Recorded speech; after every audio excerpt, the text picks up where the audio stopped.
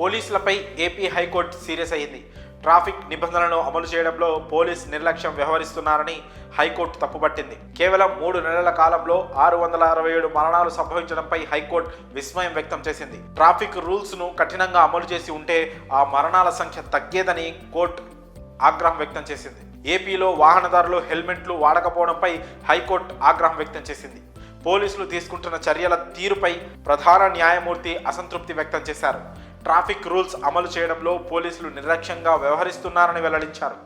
హెల్మెట్లు వాడకపోవడంతో మరణాలు ఎక్కువ అవుతున్నాయని హైకోర్టు న్యాయవాది వేసిన పిటిషన్పై విచారణ జరిపిన నేపథ్యంలో ఈ మేరకు హైకోర్టు స్పష్టం చేసింది. ట్రాఫిక్ నిబంధనలు పాటించకపోతే కఠిన చర్యలు తీసుకుంటారనే భయం ప్రజల్లో కలగాలని ఈ సందర్భంగా కోర్టు గుర్తు చేసింది. ట్రాఫిక్ ఉల్లంఘనలకు పాల్పడే వారికి చలానాలు వేసి చేతులు దులుపుకోకుండా కఠినంగా రూల్స్ అమలు చేయాలని పోలీసులకు హైకోర్టు సూచించింది. చలానాలను చెల్లించని వారిని ఇళ్లకు విద్యుత్, నీటి సరఫరా నిలిపివేసేలా చర్యలు కూడా తీసుకోవాలని హైకోర్టు అభిప్రాయం వ్యక్తం చేసింది. చలానాలు చెల్లించని వారి వాహనాలను సీజ్ చేసే విధంగా చట్ట నిబంధనలు ఉన్నాయని హైకోర్టు పోలీసులకు గుర్తు చేసింది. హైదరాబాద్ వెళ్లేవారు తెలంగాణ సరిహద్దుకు వెళ్లగానే సీటు బెల్ట్ పెట్టుకుంటున్నారని హైకోర్టు గుర్తు చేసింది. దీన్ని బట్టి రాష్ట్రంలో ట్రాఫిక్ రూల్స్ ఎలా అమలు చేస్తున్నారో అర్థం చేసుకోవచ్చని హైకోర్టు అసహనం వ్యక్తం చేసింది.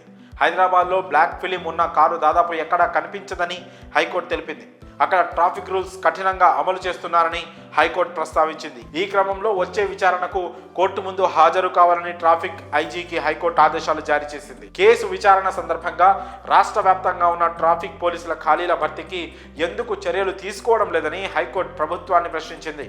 రాష్ట్రంలో 8,770 మంది ట్రాఫిక్ పోలీసులకు గాను 1,997 మంది మాత్రమే ఉన్నారని, ఖాళీలను ఎందుకు భర్తీ చేయడం లేదని ప్రభుత్వాన్ని అడిగింది హైకోర్టు. హెల్మెట్ ధరించి వాహనాలు నడిపేవారు విజయవాడ నగరంలో అతి స్వల్పంగా కనిపిస్తున్నారని, అలాంటి వారికి పోలీసులు చలానాలు విధిస్తున్న ఘటనలు తమకు ఒక్కటి కూడా కనిపించడం లేదని ధర్మాసనం వ్యాఖ్యానించడం గమనార్హం.